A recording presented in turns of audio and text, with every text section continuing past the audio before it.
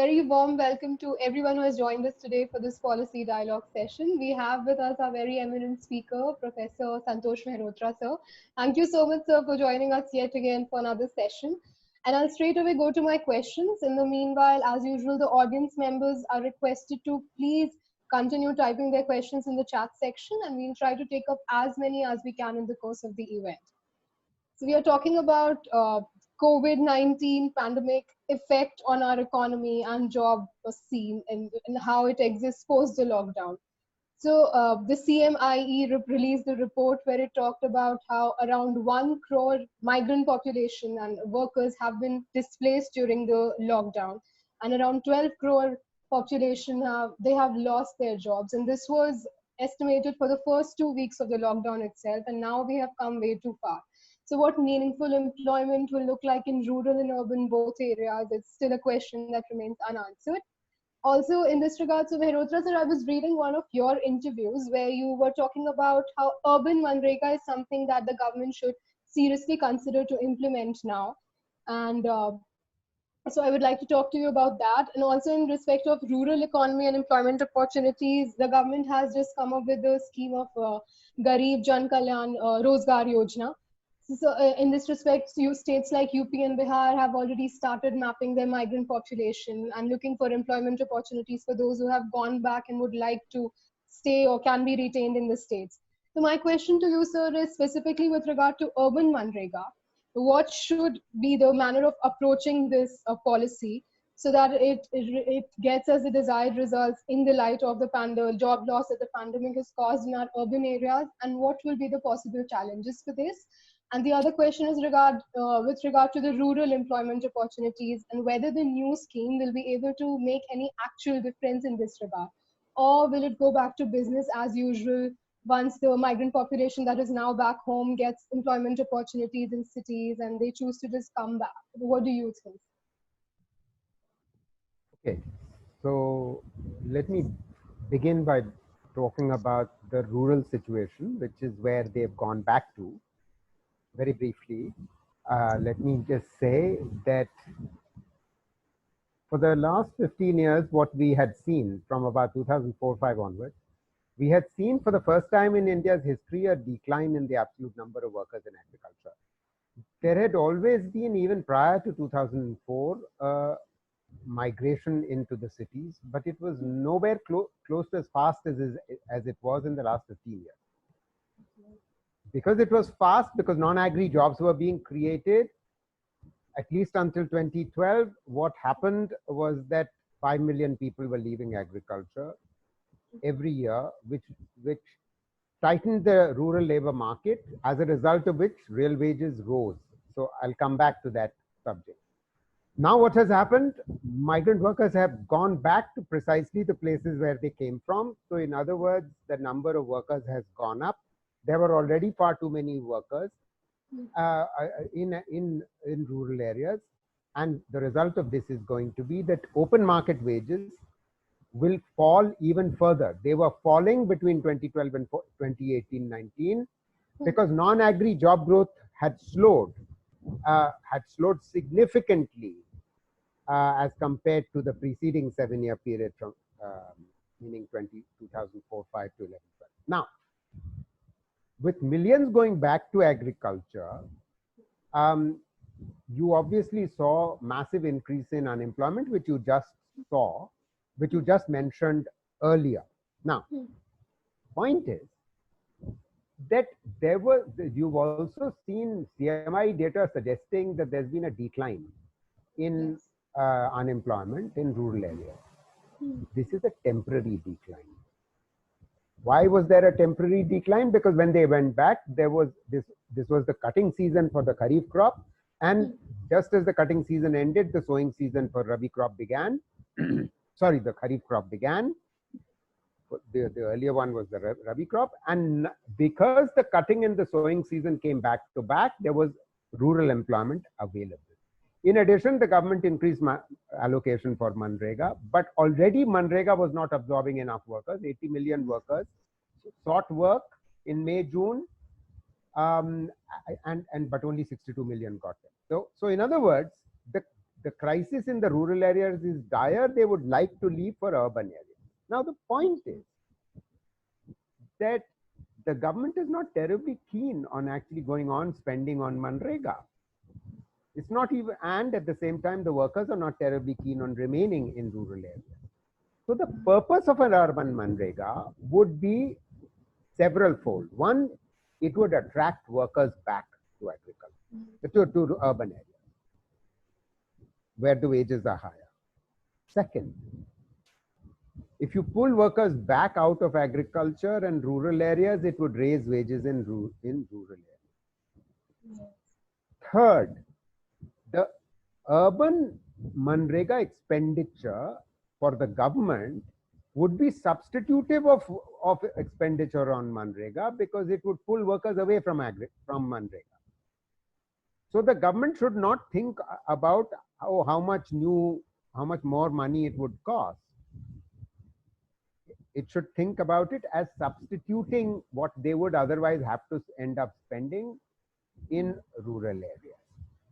And fourthly, you have to appreciate why these workers went back at a time of a pandemic, because they live in extremely poor conditions in slums, 4 or 5 to a room, no running water, public toilets, and forget about physical distancing, forget about hand sanitization and hand washing. They contracted the disease because they were locked into their hovels for a good 2-month period. Having been locked in, they contracted the disease, have gone back to rural areas, and the disease is spreading throughout the country now as a result of this. They are the spreaders, but who caused them to contract the disease? I'm only putting that question. Any intelligent person knows the answer. So the point is, the urban Manrega is required today for multiple reasons. Also because it would put money into people's hands who have become jobless in the city. It's critical that workers come back also to revive the construction sites, to enable the MSMEs to resume work. So let me stop there, because I'm sure you have many other questions. So that's the logic, and I think it's perfectly possible. And if you challenges on urban Manrega, well, the land, you need land to, for instance, you build housing. So if you build low-cost housing for urban workers, then it will create that housing, it will create the jobs, and the land is there with Sarkar and Sarkari institutions, the railways, the army, the public sector institutions. They all have extra land. They can release parts of it to build high-rise, low-cost housing for the migrant workers. Okay. And so what are your thoughts on the Garib Kalyan Yojana, that the Jan Kalyan Yojana that the government has just launched? The latest yes, thing. Sir, the latest one. Yeah. No, it is meant for a few states. It's meant for migrant workers. It is merely a cobbling together of existing allocated funds. Okay. It's not new funds. And what the contours of this has still become unclear. There is a risk, in fact, that who knows, funds may be taken from Manrega for this. It's meant for a certain limited number of districts. What work will they generate? I am not so sure. These workers don't even want to stay there. Please let us remind us. They don't want to be there. They are desperate to leave. So in the same context, as we're talking about workers desperate to leave, reverse migration is also the trend that you also have been talking about in the past, that now that it has pushed our economy some 15 years back. I was reading your interview in the Hindu, and that's what was quoted there as well. So in this regard, in states like Bihar that have already been struggling with high poverty and lack of resources, lack of jobs that exist in the state, and states like these which also have the largest number of migrant workers in cities like Delhi and Bombay, now that they are back, and the ones who have no jobs and hence see no way to coming back to cities, what and how will these states cope with this situation? Is there any They way, is can't. there any No, they can't. policy that? No policy. I mean, no, there is no Okay. such thing as a policy in this, in Hmm. that Hmm. environment. These, first we have to ask ourselves, why did they leave? Yes. They left because their plot sizes had been shrinking for decades. Hmm. Eh, with extremely small plot sizes, you can't make a living. Every member, sorry, at least one member of each household among the 84% of farmers in our country who are small and marginal farmers has someone in the city who's sending, Hmm. remittances back home. Why did they leave in the first place? They left because rural distress had gone beyond a limit. Uh, so, so they are still desperate to leave. I, but if why will they leave unless they are assured of decent health services in the city, Hmm. and two, if they're assured of some work? So assured of some work means that the government needs to put more money into the hands of people, which is the reason why I have argued for a minimum income guarantee for 3 or 4 months. The government needs to put into the hands of 70% of rural and 40% of urban households, the poorest obviously, some 2000 rupees per month, only for 3 or 4 months. After that, it can be reduced to 500 rupees per month. Because if you put money into the hands of people, they will spend it. That will create demand for MSMEs, the products of SMEs, and that will begin to revive the economy. That's the logic. That's macroeconomics 101. That's what we attempted to do 12 years ago when the global economic crisis hit. I was part of government. I was in the planning commission. Then we put in place a fiscal package which was 3.5% of GDP. Currently, the fiscal package is 1% of GDP. 9% of GDP, 90% of the 20 lakh crores that we keep hearing about is in the form of bank liquidity, bank guarantees, bank loans. Hmm. Why will anyone take, how many people will take new loans if there is no demand for their product? Yes. That's the bottom line. Also, in that respect, for since joblessness is now a new reality in urban areas for the poor, but in this respect, when it comes to the availability of cheap and surplus labor, that's what the urban economy looks towards the migrant labor for. So will there be a problem for the contractors to recruit or replace the migrant population that has left, and now they need Of course, new cheap labor? of course, of course. You see, okay, they are going to get fairly cheap labor if the labor was willing to come back in the first place, Hmm, hmm, because there aren't many contractors who are willing to restart work. Let's hmm, just hmm, recall that the building industry, the developers were in reasonably big trouble for some years.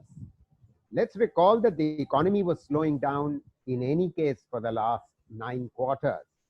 hmm, In the last 6 years, it was growing slower than the 8% per annum we experienced between 2004 and 2014. Second point. And the third point is that after the banks stopped increasing lending, the banks were still flush with liquidity, and they started on lending to NBFCs, non-banking financial companies, hmm, who on lent to the construction sector. Now, the construction sector was not doing too well in any case, and when the construction sector did not return NBFC loans, NBFCs began to collapse. So you've got an additional crisis prior to the pandemic with the NBFCs when the banking sector was already suffering from major NPAs. So no one was borrowing. Now we want them to borrow more in the post-pandemic period. How? Why will they do so? Point I'm making is the construction companies in the Noida area, for instance, in Delhi, I'm told they owe some 300 to 500 crores to get completion certificates, even in cases where their buildings are all up, standing. pretty much finished. They don't have the 300 to 500 crores to pay the government to get the completion certificate. If they don't get completion certificate, they cannot hand over the flats to the owners, to potential owners who had paid for those flats. People like, you and me. So there is a vicious cycle in place here. It's not going to happen easily. That's why we are all saying that the level of GDP will not return to 1920 level until 3 years from now, the fiscal year 22-23. Forget about growth. So 3 years gone completely. Oh. So also, if you can already let me know your thoughts about UBI, since you mentioned that a minimum income, Yes. a minimum amount of money that you have been talking about that should be given to the urban poor or rural poor too. Right. What about the idea of a universal basic income for the poor? Okay. You see, I think a universal basic income is simply out of the picture. There is no fiscal space for that. In a developing country at our stage of development, at our level of per capita income, there's no question of that. Okay.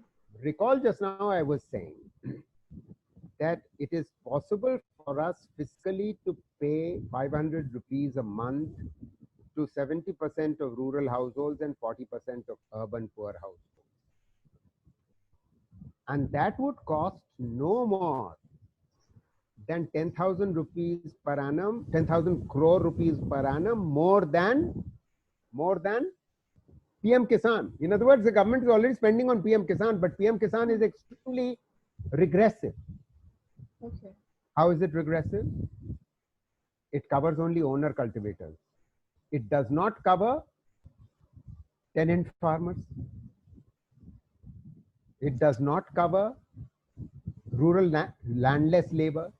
The rural landless labor exceeds the total number of tenant cultivators plus owner cultivators in rural India. Third, it doesn't cover rural non-farm workers. Fourth, PM Kisan doesn't cover urban poor. My scheme of things, and a paper of mine is available on the ICRIER website. I've even shared it with Dr. Rajiv Kumar, the Vice Chairperson of the NITI Aayog, is making the case that we can cover these people, all of them, initially only for 2,000 rupees per month for 3 months or so, and then for 500 rupees. That's my minimum income guarantee. Anyone interested can go to the ICRIER website and find my paper. So I will now go to a few of the audience questions that have already started coming. So Shivangi asks that in respect of the reverse migrants that we are talking about, is agriculture diversification a possibility at all? If you would like to take that question, that's one question for you. Okay, well, you see, agricultural diversification is certainly a small possibility. It is not something that will employ too many people in the short run.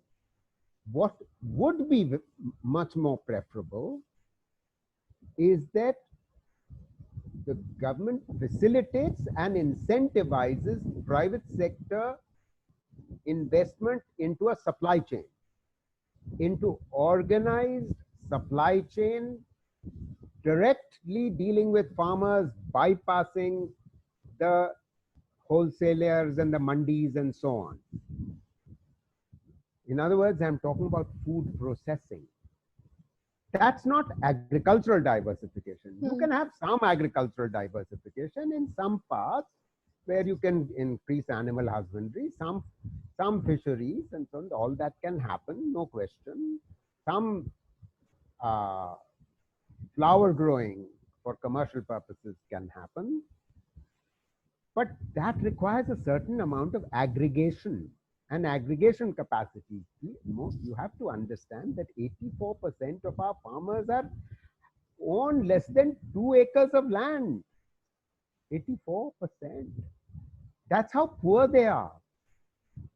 all the marketable surplus that you and I consume, our bread and our roti is made from marketable surplus produced by 16% of the farmers. You get the point. So the remaining 84% are pretty close to just above the poverty line. So you have to get people out of agriculture. The only way you solve the problems of agriculture is by getting people out of agriculture. More and more and more. A process which had begun on a massive scale post 2005, it slowed down post 2012 until 2019. It has now reversed and people have gone back to agriculture. That's what I meant by we are going back 15 years. We have no choice but to revive the economy and pull workers out of agriculture. Otherwise, rural distress is going to deepen. And I'm saying in the last 6 years, food processing, manufacturing, close to rural areas, employment has fallen. The most labor-intensive manufacturing employment in the last 6 years is in 5 sectors, which account for 50% of total manufacturing employment in our economy. What are they? Textiles, garments, leather and footwear, food processing, and wood and furniture. I'm telling you that together for these 5, absolute number of workers has fallen. That's how badly mismanaged the economy has been, starting with the demonetization, which knocked the bottom out of the unorganized sector. And that most of these manufacturers in the labor-intensive sectors tend to be in the unorganized sector. So the first thing we've got to do is to stop making mistakes. Stop doing things like, I'm going to implement GST without planning, having a confusing GST with multiple rates, and poorly planned when your computer systems are not up and running in a more complex, large economy like ours. So you're constantly changing the rules in respect of GST. So the economy slowed down post demonetization. It continued to slow down thanks to the hurriedly implemented and badly designed GST. And then the rest followed. You couldn't even take advantage of the falling oil prices. So another question Shrinkrish asks is regarding Manrega and whether is there any data which suggests that Manrega has actually been a success story in any of the rural areas, if we are to go ahead and suggest this for urban areas as well? I began by talking about this. I thought I answered that one. That so yes, sir. In absence of Manrega, you would have had a catastrophe and hunger. You would have had hunger. You would have had starvation deaths. And I'm saying that in May, June, July, the demand for Manrega has gone up dramatically. But most of the money is already getting absorbed in Manrega, which has been allocated for the whole year. It's getting absorbed in the first 2 or 3 months. So I think he specifically is talking about how funds are mismanaged and there's just distribution of money. There's no actual work for people who actually opt for Manrega. Well, it may well be happening. In the last few months, if you get a phenomenal increase in the demand for work, it may well be happening. Unfortunately, I don't have handy evidence of that. I mean, people like Arna Roy and Nikhil Dev would have. But unfortunately, I don't have that evidence. I can't say it. And I say things only on the basis of strong evidence. So before I take other audience questions, I would like to ask for your views on the Social Security Code that came out last year. Also, because now in the aftermath of the pandemic, it's been speculated that a lot of employers will shy away from permanent employees and hiring them. And we are looking at a larger chunk of gig workers or part-time workers. So the Social Security Code was in news because they said that they are trying to cover the social security needs of gig workers. They are being recognized for the first time. So what are your views on that? And if we have to talk about the income insecurity that the COVID crisis has now created for a large chunk of the population, then according to you, what changes should be suggested in the code for social security to deal with this issue? The code has to be rewritten. I've been associated with the drafting of the code from the first draft onwards. The ministry was bringing me into many of the consultations. In 2018, the Ministry of Labour asked me to chair an expert group to cost how much it would cost the government to provide social security for unorganized sector workers.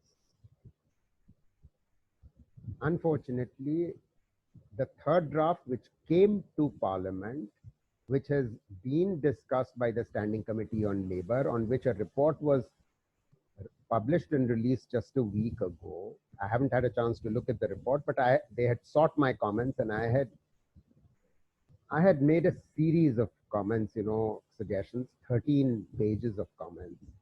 Okay. I've just brought out a paper, in fact, on the Azim Premji University website, and you can see in detail what my views are. But let me summarize it for you. Yes, there is a few paragraphs about gig workers. The fact of the matter is, Tanya, that 91% of our workforce is informal and has no social insurance, meaning death and disability insurance, old age pension, or maternity benefit. We will be an aging society in 20 years. We pride ourselves on being a very young society currently, but we are already 2/3 of the way through our demographic dividend, which began in the early 1980s. It will end in 2040. That means 20 more years left. Then we will become an aging society. An aging society suffers from two sets of problems. One, people are living longer. Because they are living longer, they are obviously going to suffer from some diseases, and therefore you have to provide for their health. Today, our health expenditure is so pathetic, public health expenditure. We can't cope with COVID. Forget about our being able to cope with aging population to 20 years from now if we don't begin to provide for it today.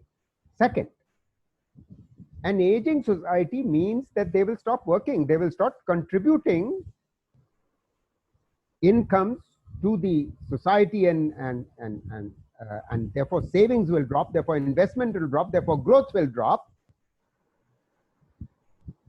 But they will have to be looked after. They will have to be paid pensions. They will have to be paid, their pensions will have to be paid into a long lifetime. In other words, we will begin to become more and more like Europe is looking. And we are still a poor country. And what are the Chinese saying? They are over their demographic dividend. They have entered their aging population stage from 2015. Their leaders have been saying for the last 5 years, we have grown old without becoming rich. Europe became old after they became rich.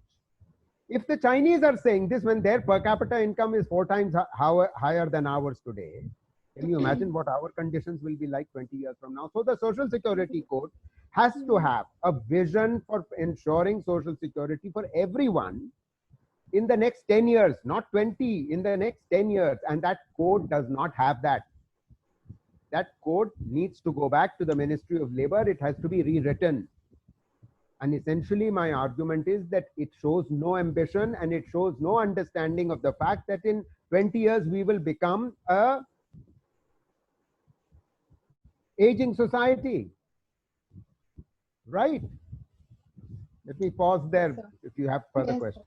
I have a lot of audience questions. So again, Ravi Ranjan is asking that what about, I think people are concerned about population that is going to be stuck in the villages now. And so a lot of the audience members want us to talk about how can rural economy be revamped. And So he talks about how there is no skill training available, or there are no skills that the migrant population or workers have, the ones who have gone back. So what can the government do, if at all, to ensure that they have sustainable skills which can give them, create new employment opportunities for them? Do you have anything to say on Yes, that? indeed. I'm going to come to skills in a minute. You don't provide skills, and suddenly, if you provide skills, people will have jobs. That's not the way life works. The way life works is first jobs are being created, and then the demand for skills arises. And you know where are the jobs being created, and therefore those are the skills you need to provide. In other words, I'm drawing a connection between what skills you will provide and the jobs that are available. Close to rural areas, there are jobs in what are called clusters. There are 5,500 clusters of manufacturing around the country. And they're not in major cities mostly. They are in tier 3, 4 cities. For those of you who know UP, they are in Muradabad, they are in Firozabad, they are in Aligarh. They are in those kinds of places, which is where some manufacturing activity exists. They are in Hoshiarpur, they are in Gurdaspur in Punjab, they are in Ludhiana, they are in such locations.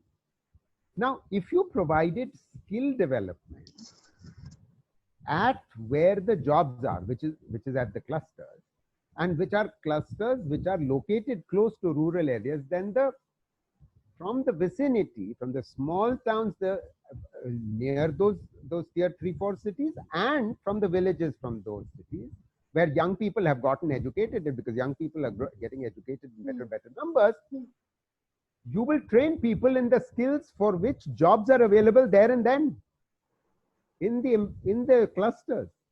Don't train them just because there's some NSDC funded vocational training provider who's decided I'll train them in this and I'll train them in that, whether tomorrow they get a job or not. Yes. So I have 5 minutes left, but there are 2 questions that I would like you to touch upon briefly because these seem important. So Zahara asks whether the policy of one ration card, one nation helped the cause of providing food security to migrant workers, because they travel, they're residents of another part, but they come to another part for their job. So what do you have to say about that? Very good idea. Also... Let me finish this off quickly. Yes, sir. Sure. Very good idea. Certainly a very good thing. Let's remember that after this cutting season that I mentioned towards the beginning of this program, the stocks available with the Food Corporation of India had jumped to 100 million tons. You need no more than 35 to 40 million tons for the whole country to be able to feed the country in a time of crisis, or through the PDS. So what the government has done, one country, one ration card, fantastic. Portability would be a very good thing. It will take a while for it to be implemented. I'm very pleased about it. And the government will reduce its own cost of holding these stocks by providing these at 2 rupees and 3 rupees for rice and wheat. So yes, it is a good thing, provided it is done efficiently, quickly, and implemented. And the government will save itself a lot of cost because it has too much grain sitting there at the risk of rotting, because it's not all in silos. It's covered with tarpaulin. The rains are coming down. It will begin to rot as you might expect. Carry on. So I have a few more questions, but I think time is really short. So very briefly, if you can tell us, because somebody asked this very relevant question, that is the post-pandemic scenario, has it given industries to capture a major part of the economy? Is it a very good opportunity to create employment opportunities through manufacturing as an important sector? I wish. I think it's a... I wish. Read a piece of mine in The Wire, which came out today. Yes. Okay. Read a piece. All the hope about companies leaving China and coming to India vanished into thin air. They've all gone either to Japan or Thailand or to Korea, or they've gone to Bangladesh or Vietnam. vanished into thin air. Why? Because we don't have an industrial strategy. We need to put in place a manufacturing strategy. If you want to read what the components of our manufacturing strategy are, go to the Indian Journal of Labor Economics. I have a chapter, the paper there, or read a chapter in my book, Planning in the 20th Century and Beyond. Just came out a few months ago, Cambridge University Press. It talks specifically about 8 dimensions of a manufacturing strategy. That's what we need. If we don't get it, you will not be able to create the kind of non-agricultural employment that this country desperately needs. Otherwise, the Chinese will keep turning the screw on you and turning the screw on you, and they are just waiting for an opportunity. Please have a look at my piece in The Wire today. Sure, sir, I will. I definitely, sir. Thank you so much for joining us today. So this was a very insightful session, and I personally got a lot of insight into a lot of things that I need to read to understand the situation better. Thank you so much for helping us with that, sir. And thank you everyone else who joined us today, and thank you for your questions, and we hope you had a very insightful session. And I think with that, I will. Anya, just one sentence. Session. If you are seriously interested in Social Security Code and the details about my views, just again go to the Azim Premji University website, Center for Sustainable Employment. I have a long paper, 20-page paper on it. It's just been uploaded 2 days ago. All right, sir. Sure, I will do that, and I will share the same with our audience members too, because I'm sure they will learn a lot from your views on the same. Thank you so much, sir, for this. And I'll be ending the session with that. Have a great evening, all of you, and thank you so much for joining us today.